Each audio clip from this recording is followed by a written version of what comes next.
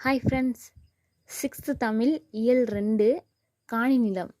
காணி நிலத்தை எழுதினவங்க யார் அப்படின்னு பார்க்கும்போது பாரதியார் தான் வந்து காணி நிலம் எழுதியிருக்காங்க.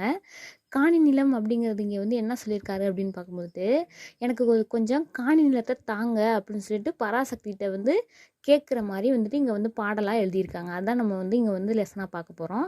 இப்போ வந்து என்னென்னா, காணி நிலம் வேண்டும் பராசக்தி காணி நிலம் வேண்டும், அங்கு தூணில் அழகியதாய் நன் மாடங்கள் துய்ய நிறத்தினதாய் அந்த காணி நிலத்தினிடையே ஓர் மாளிகை கட்டித்தர வேண்டும்.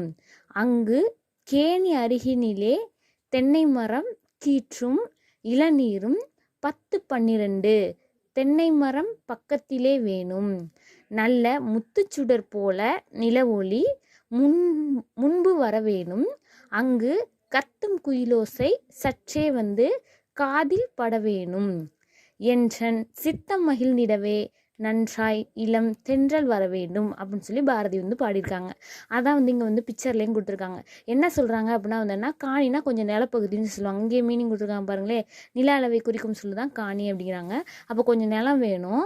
அந்த நிலத்தில் வந்து என்னென்னா, நல்ல தூணாக அழகிய தூண்கள் இருக்கக்கூடிய நன்மாடங்கள் அமைந்த ஒரு தூய நிறம்னா வெண்மையான நிறம், வெண்மையான நிறத்தில் வந்துட்டு ஒரு மாளிகையை வந்து கட்டித்தர வேணும்னு சொல்லி தான் இங்கே வந்து ஃபஸ்ட் பாயிண்ட் சொல்லியிருக்காங்க.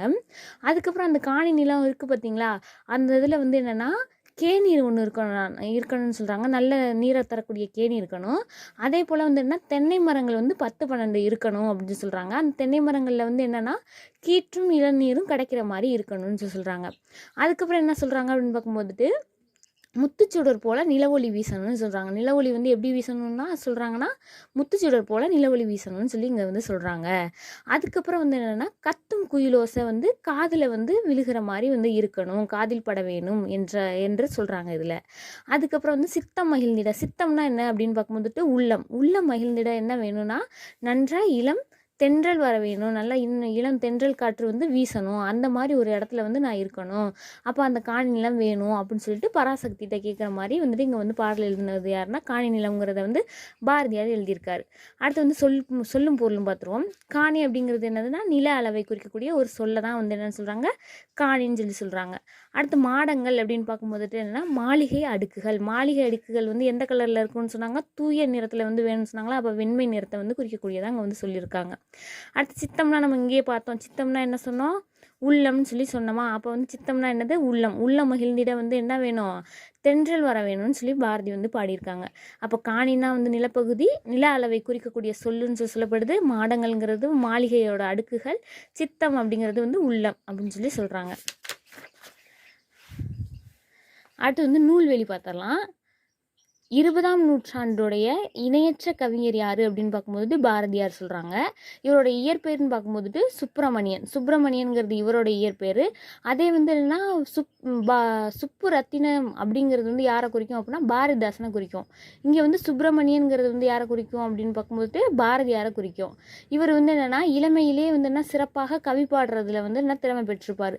அதனால இவருக்கு வந்து எட்டயபுரம் மன்னர் வந்து பாரதிங்கிற பட்டத்தை கொடுத்துருப்பாங்க. எத்தனை வயசில் கொடுத்துருப்பாங்க அப்படின்னா 11 வயசில் கொடுத்துருப்பாங்க.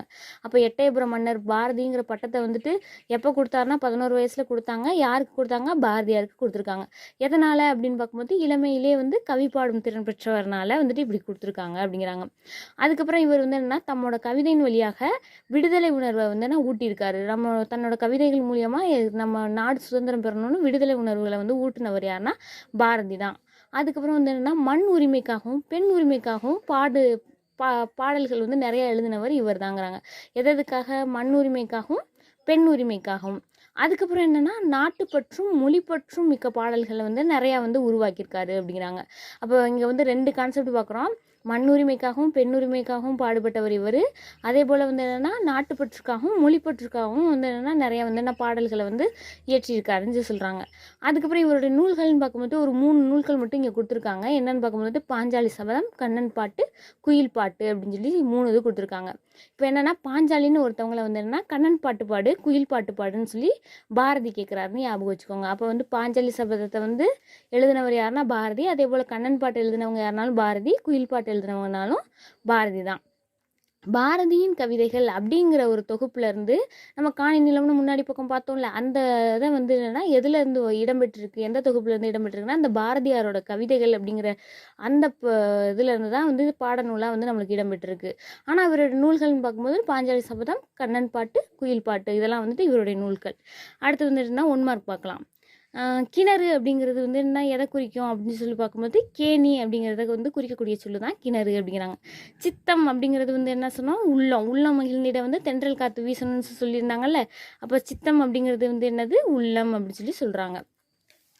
அதுக்கப்புறம் பார்த்தோம் அப்படின்னா வந்து என்ன, மாடங்கள் என்பதன் பொருள் வந்து என்ன அப்படின்னு சொல்லி கேட்குறாங்க. மாடங்கள் என்பதன் பொருள் மாளிகையோட அடுக்குகள். அங்கே வந்து பார்த்தோம்ல, மாடங்கள்ங்கிறது வந்து எதை குறிக்கும், அந்த தூய்மை நிறத்தில் உள்ள அந்த மாளிகையை குறிக்கும்னு சொல்லி அங்கே சொல்லியிருந்தாங்கல்ல, அதை தான் இங்கேயும் சொல்லியிருக்காங்க. மாடங்கள் என்பதன் பொருள் மாளிகையோட அடுக்குகளை வந்து இங்கே வந்து மீன் பண்ணுதுங்கிறாங்க. அடுத்து வந்து நன்மாடங்கள் அப்படிங்கிறது வந்து என்னென்னா நன்மை கூட்டல் மாடங்கள் அப்படின்னு சொல்லி சொல்லப்படுது. ஓகேவா, நன்மை கூட்டல் மாடங்கள்ங்கிறது நன்மாடங்கள்ங்கிறாங்க. அதுக்கப்புறம் வந்து என்னன்னா நிலத்தின் இடையே அப்படிங்கிறது வந்து என்ன, நிலத்தின் கூட்டல் இடையே அப்படின்னு சொல்லி இதை வந்து பிரித்து சொல்லலாம். அதுக்கப்புறம் வந்து என்ன, முத்துச்சுடர் அப்படிங்கிறத வந்து என்ன, முத்து கூட்டல் சுடர் அப்படின்னு சொல்லி வந்து இதை வந்து சேர்த்து எழுதணும்னா கிடைக்கும் அப்படிங்கிறாங்க. அடுத்து நில ஒளி, நிலா கூட்டல் ஒளிங்கிறத வந்து சேர்த்து எழுதணும்னா என்ன கிடைக்கும், நில ஒளி நிலா ஒளி அப்படிங்கிறது கிடைக்கும். நிலா கூட்டல் ஒளிங்கிறது வந்து என்ன சேர்த்து எழுதணும்னா என்ன கிடைக்கும், நிலா ஒளி அப்படிங்கிறது தான் கிடைக்கும். ஆப்ஷன் சி தான் இதுக்கான கரெக்டான ஆன்சர்.